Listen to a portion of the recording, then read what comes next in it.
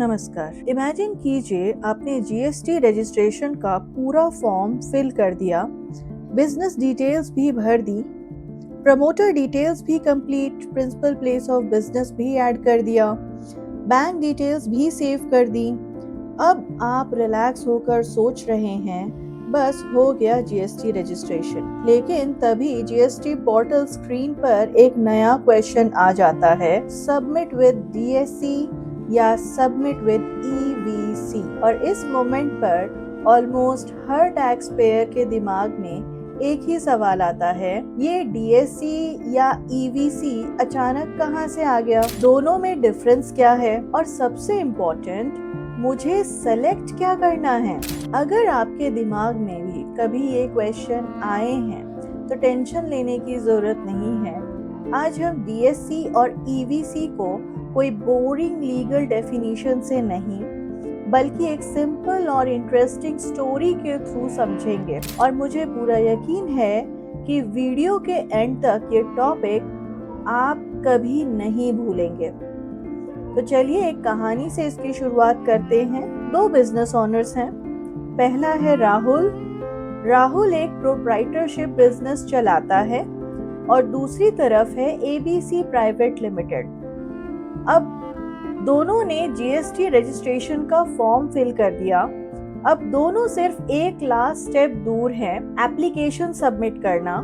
राहुल सोचता है बस एक बटन दबाना है और रजिस्ट्रेशन कंप्लीट। कंपनी वाले भी वही सोच रहे हैं। लेकिन जैसे ही सबमिट करने जाते हैं, जीएसटी पोर्टल दोनों से एक ही बात पूछता है, प्लीज ऑथेंटिकेट योर एप्लीकेशन। अब राहुल सोचने लगता है, ऑथेंटिकेट ये क्या होता है? और कंपनी वाले भी कंफ्यूज, एप्लीकेशन तो हमने ही भरी है, फिर ये प्रूफ क्यों मांग रहा है? यहीं से शुरू होती है हमारी कहानी। तो सबसे पहले एक बेसिक सवाल, गवर्नमेंट को ऑथेंटिकेशन की जरूरत ही क्यों पड़ती है? सोचिए, अगर कोई भी किसी और के नाम से जीएसटी रजिस्ट्रेशन फॉर्म भर दे और बिना परमिशन के सबमिट भी कर दे, तो बिजनेस ओनर को तो बाद में पता चलेगा, अरे मेरे नाम से रजिस्ट्रेशन किसने कर दिया? ऑब्वियसली ऐसा सिस्टम सिक्योर नहीं हो सकता। गवर्नमेंट को ये कंफर्म करना होता है जो पर्सन एप्लीकेशन सबमिट कर रहा है वही एक्चुअली उस बिजनेस का ऑथराइज्ड पर्सन है। मतलब पोर्टल को सिर्फ एप्लीकेशन नहीं चाहिए, पोर्टल को प्रूफ भी चाहिए। हाँ, ये एप्लीकेशन सही पर्सन ही सबमिट कर रहा है। इसी प्रोसेस को कहते हैं ऑथेंटिकेशन। सेम सिंपल लैंग्वेज में ऑथेंटिकेशन का मतलब होता है आइडेंटिटी वेरीफाई करना। एक रियल लाइफ एग्जांपल देखते हैं। सपोज आप बैंक गए, कैश विड्रॉ करना है। बैंक एम्प्लॉय आपसे क्या बोलेगा? सर या मैम, पहले आइडेंटिटी प्रूफ दिखाइए। आप आधार दिखा देते हैं, पैन दिखा देते हैं या सिग्नेचर वेरीफाई हो जाता है। तब बैंक को ट्रस्ट हो जाता है कि ये अकाउंट होल्डर ही पैसा निकाल रहा है। एग्जैक्टली इसी तरह जीएसटी पोर्टल भी कहता है, पहले मुझे प्रूफ करो कि एप्लीकेशन ऑथराइज पर्सन ही सबमिट कर रहा है, डीएससी और ईवीसी। आज के इस पार्ट में हम डीएससी को डिटेल में समझेंगे। तो सबसे पहले डीएससी को लेते हैं। डीएससी क्या होता है? सबसे पहले इसका फुल फॉर्म। डीएससी का फुल फॉर्म है डिजिटल सिग्नेचर सर्टिफिकेट। नाम थोड़ा टेक्निकल लग सकता है, लेकिन कॉन्सेप्ट बहुत ही सिंपल है। आप फिजिकल वर्ल्ड में डॉक्यूमेंट्स पर पेन से सिग्नेचर करते हैं, डिजिटल वर्ल्ड में पेन की जगह डिजिटल सिग्नेचर यूज होता है। बस इतना ही डिफरेंस है। मतलब डीएससी को आप अपनी डिजिटल सिग्नेचर समझ सकते हैं। और एक इंटरेस्टिंग एग्जांपल, मान लीजिए आप कॉलेज में एक इम्पोर्टेंट डॉक्यूमेंट सबमिट कर रहे हैं। प्रिंसिपल डॉक्यूमेंट देखते ही पहला क्या चेक करेंगे? सिग्नेचर। अगर सिग्नेचर नहीं है तो डॉक्यूमेंट इनकम्प्लीट माना जाता है, लेकिन अगर सिग्नेचर है तो उसका मतलब होता है कि हाँ, मैं इस डॉक्यूमेंट को अप्रूव करता हूँ। ये मतलब है सिग्नेचर का। डिजिटल दुनिया में भी एग्जैक्टली यही होता है, बस पेपर की जगह इलेक्ट्रॉनिक डॉक्यूमेंट होता है और पेन की जगह डिजिटल सिग्नेचर सर्टिफिकेट। मतलब डीएससी ये प्रूव करता है कि ये डॉक्यूमेंट इसी ऑथराइज्ड पर्सन ने डिजिटली साइन किया है। और एक फनी सिचुएशन, फिजिकल सिग्नेचर में कितनी प्रॉब्लम्स होती हैं। कभी पेन नहीं मिलता, कभी इंक खत्म, कभी सिग्नेचर मैच नहीं होता, कभी कोई बोल देता है सर आज वाली सिग्नेचर पिछली बार से थोड़ी डिफरेंट लग रही है। डिजिटल सिग्नेचर में ऐसा कुछ नहीं है। यहाँ कंप्यूटर क्रिप्टोग्राफिक टेक्नोलॉजी के थ्रू आइडेंटिटी वेरीफाई करता है, इसीलिए इसे डिजिटल सिग्नेचर सर्टिफिकेट कहा जाता है। जीएसटी पोर्टल में डीएसी का यूज कैसे होता है? तो अब मान लीजिए आपको डीएसी यूज करना है। सबसे पहले वैलिड डिजिटल सिग्नेचर सर्टिफिकेट होना चाहिए। उसके बाद जीएसटी पोर्टल पर डीएसी रजिस्टर किया जाता है। जनरली रिक्वायर्ड साइनिंग यूटिलिटी जैसे ईएम साइनर इंस्टॉल करनी पड़ सकती है। फिर जब एप्लीकेशन सबमिट करते हैं, पोर्टल पर सबमिट विद डीएसी या file with DAC option select करते हैं, अपना सर्टिफिकेट चूज करते हैं और एक क्लिक के बाद एप्लीकेशन डिजिटली ऑथेंटिकेट हो जाती है। सुनने में काफी सिंपल लग रहा है, लेकिन प्रैक्टिकल लाइफ में पहली बार यूज करने वाले टैक्स पेयर के साथ क्या होता है? तो टिपिकल फर्स्ट टाइम एक्सपीरियंस को लेते हैं। टैक्स पेयर कंप्यूटर के सामने बैठा है, स्क्रीन देख रहा है, अब बोल रहा है सर्टिफिकेट कहाँ गया, यूएसबी टोकन कनेक्ट है क्या, ईएम साइनर चल भी रहा है, ब्राउजर को आज ही प्रॉब्लम होनी थी। स्क्रीन देखता है और इंडियन आईटी इंडस्ट्री का सबसे फेमस सॉल्यूशन देता है, सर एक बार सिस्टम रीस्टार्ट कर दीजिए। और सरप्राइजिंगली कभी कभी रीस्टार्ट से प्रॉब्लम सच में सॉल्व भी हो जाती है। तो अब तक क्या समझा?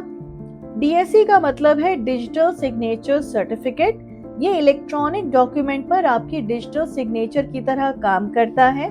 इसका पर्पस है गवर्नमेंट को ये कंफर्म करना कि एप्लीकेशन किसी रैंडम पर्सन ने नहीं बल्कि ऑथराइज्ड पर्सन ने ही सबमिट किया है। मतलब याद रखने के लिए सिर्फ एक लाइन, फिजिकल दुनिया में पेन सिग्नेचर, डिजिटल दुनिया में डीएसी सिग्नेचर। इसी सिंपल लॉजिक से डीएसी हमेशा याद रहेगा। लेकिन कहानी अभी खत्म नहीं हुई।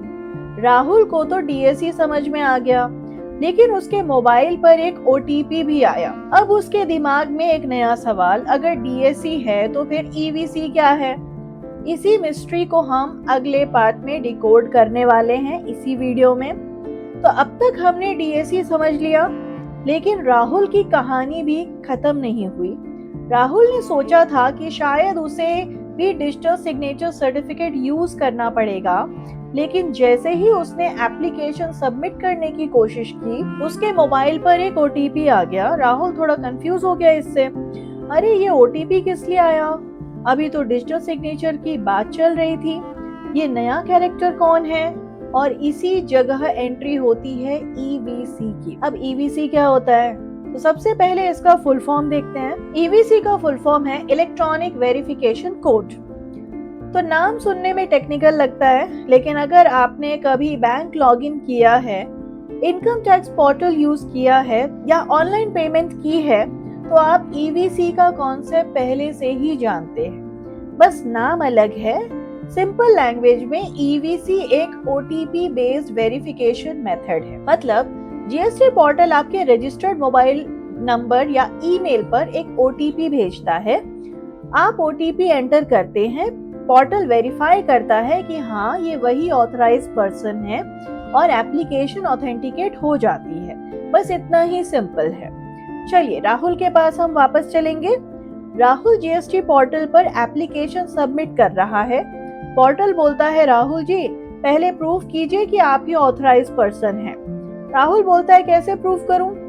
पोर्टल बोलता है चिंता मत कीजिए, मैं अभी आपके मोबाइल पर ओटीपी भेज रहा हूं। राहुल मोबाइल उठाता है, स्क्रीन देखता है, कुछ नहीं।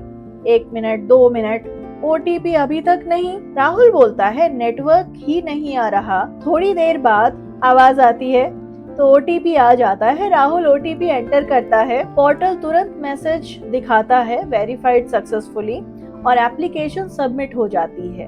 यही है ईवीसी, ना कोई डिजिटल सर्टिफिकेट, ना कोई यूएसबी टोकन, ना कोई एक्स्ट्रा सॉफ्टवेयर, सिर्फ ओटीपी से वेरिफिकेशन। लेकिन यहाँ एक छोटी सी कंडीशन है, ओटीपी हमेशा कहाँ आएगा? उस मोबाइल नंबर या ईमेल पर जो जीएसटी पोर्टल पर रजिस्टर्ड है। अब सोचिए, अगर मोबाइल नंबर ही पुराना है या ईमेल एक्सेस ही नहीं है तो ओटीपी कहाँ आएगा? इसीलिए जीएसटी रजिस्ट्रेशन के टाइम जो मोबाइल नंबर और ईमेल देते हैं उन्हें हमेशा एक्टिव रखना बहुत इम्पोर्टेंट होता है, क्योंकि वेरिफिकेशन वहीं से होगा।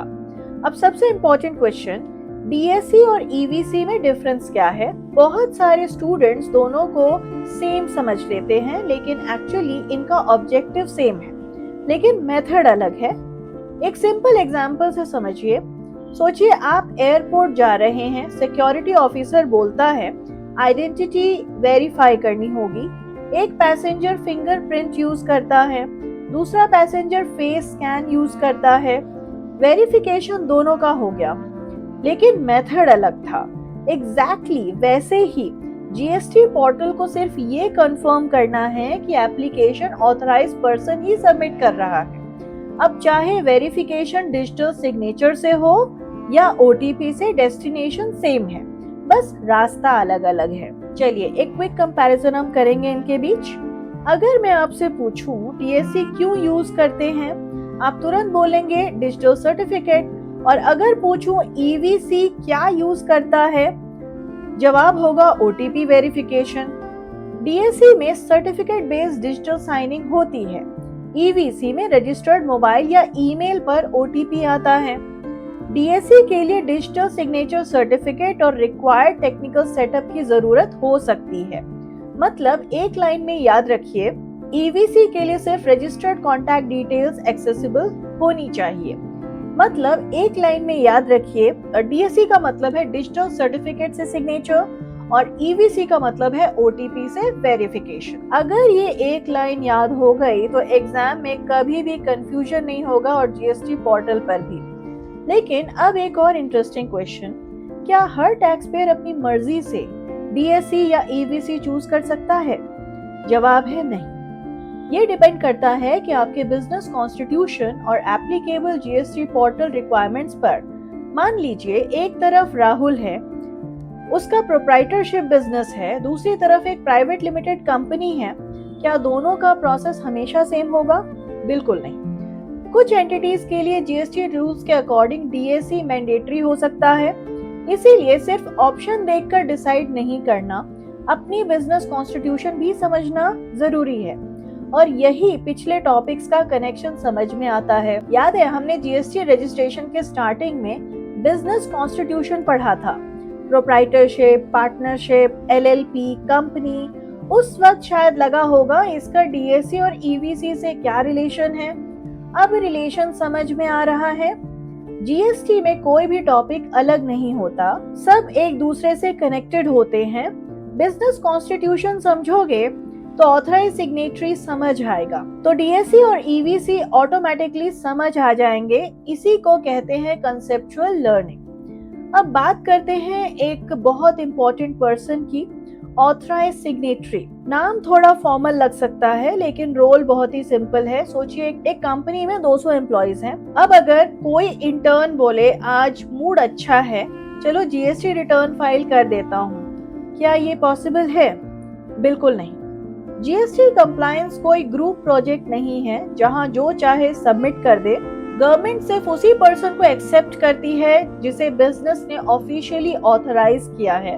इसी पर्सन को कहते हैं ऑथराइज सिग्नेटरी। मतलब चाहे एप्लीकेशन डीएससी से सबमिट हो या ईवीसी से वेरीफाइड हो, एक्शन वही पर्सन करेगा जो ऑफिशियली ऑथराइज्ड है। कोई रैंडम एम्प्लॉय, कोई ऑफिस स्टाफ या कोई आउटसाइडर जीएसटी एप्लीकेशन ऑथेंटिकेट नहीं कर सकता।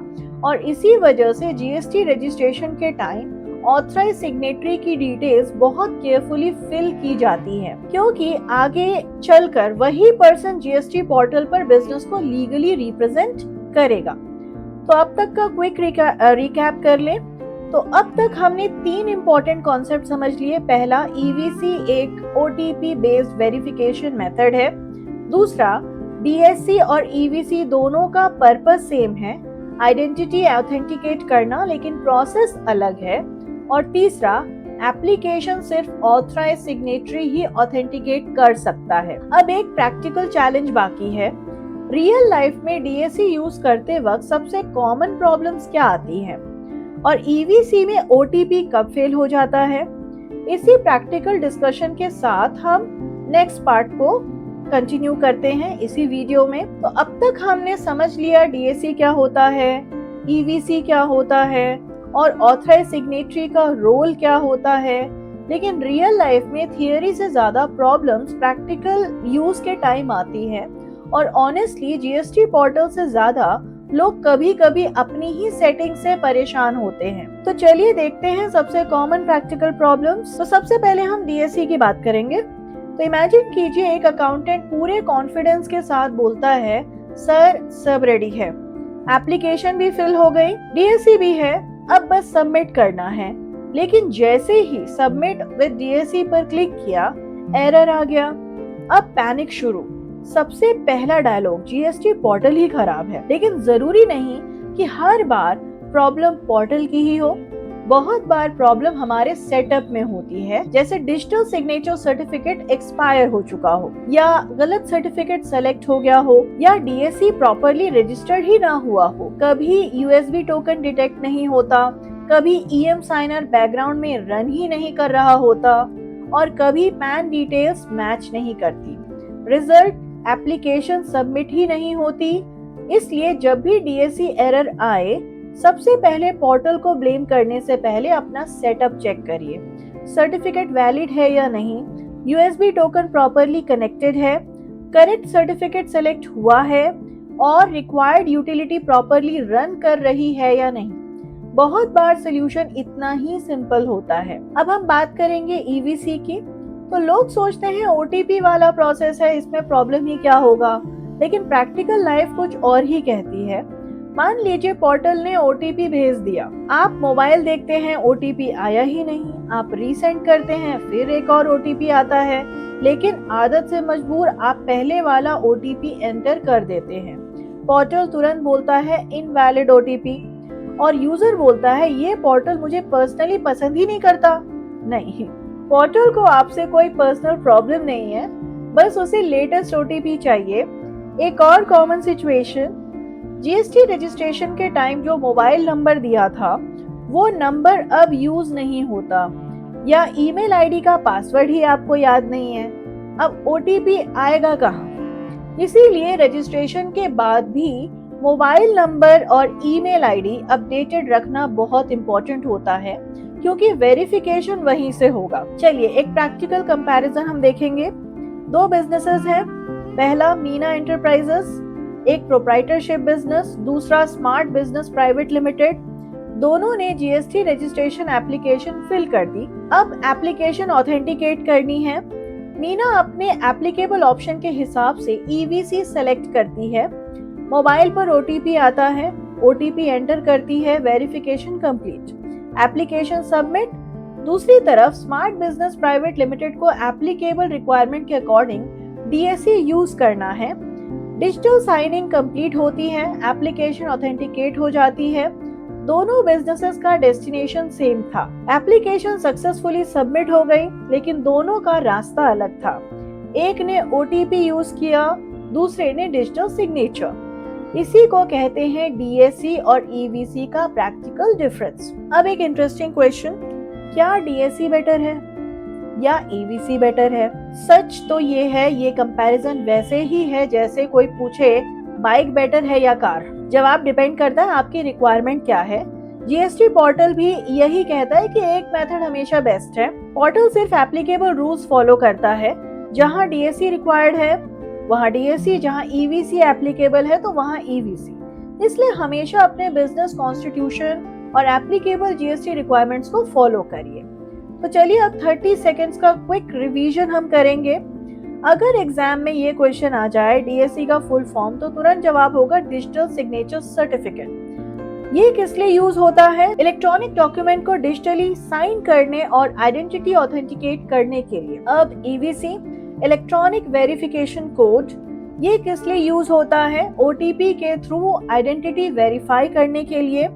डीएसी में क्या यूज होता है? Digital certificate. ईवीसी में ओटीपी वेरिफिकेशन, दोनों का ऑब्जेक्टिव क्या है? एप्लीकेशन को ऑथेंटिकेट करना। डिफरेंस, मेथड अलग है और एप्लीकेशन ऑथेंटिकेट कौन करता है? Authorize signatory. अगर ये 5 पॉइंट्स याद रह गए तो डीएससी और ईवीसी का पूरा चैप्टर आपको कभी कंफ्यूज नहीं करेगा। Final story recap. चलिए राहुल और एबीसी कंपनी की कहानी एक बार फिर याद करते हैं। राहुल ने जीएसटी रजिस्ट्रेशन कंप्लीट किया, पोर्टल ने उसकी आइडेंटिटी वेरीफाई की, ओटीपी के थ्रू एप्लीकेशन ऑथेंटिकेट हो गई। दूसरी तरफ एबीसी प्राइवेट लिमिटेड ने अपनी एप्लीकेबल रिक्वायरमेंट के हिसाब से डिजिटल सिग्नेचर सर्टिफिकेट यूज किया। दोनों का ऑब्जेक्टिव एक ही था, गवर्नमेंट को ये बताना कि हाँ, एप्लीकेशन किसी रैंडम पर्सन ने नहीं बल्कि ऑथराइज पर्सन ने सबमिट की है। और बस यही डीएससी और ईवीसी का पूरा कॉन्सेप्ट है। अगली बार जब जीएसटी पोर्टल आपसे पूछे सबमिट विद डीएससी या सबमिट विद ईवीसी तो बिल्कुल पैनिक मत करिए। सिर्फ 3 सवाल अपने आप से पूछिए। पहला, मेरा बिजनेस कॉन्स्टिट्यूशन क्या है? दूसरा, मेरे केस में एप्लीकेबल ऑथेंटिकेशन मेथड कौन सा है? तीसरा, एप्लीकेशन ऑथेंटिकेट कौन करेगा? अगर इन 3 क्वेश्चंस का आंसर मिल गया तो डीएससी और ईवीसी का कंफ्यूजन ऑटोमेटिकली खत्म हो जाएगा। और याद रखिए, डीएससी और ईवीसी एक दूसरे के कॉम्पिटिटर नहीं है। ये दोनों जीएसटी पोर्टल के सिक्योरिटी गार्ड्स की तरह हैं। एक डिजिटल सिग्नेचर देखकर गेट खोलता है, दूसरा ओटीपी वेरीफाई करके। लेकिन दोनों का पर्पस सिर्फ एक ही है, ये इंश्योर करना कि जीएसटी एप्लीकेशन वही पर्सन सबमिट करे जिसे उस बिजनेस की तरफ से ऑफिशियली अथॉरिटी दी गई है। और इसी सिंपल लॉजिक के साथ डीएससी और ईवीसी का पूरा चैप्टर कंप्लीट हो जाता है। Meet you in the next video. Thank you for watching.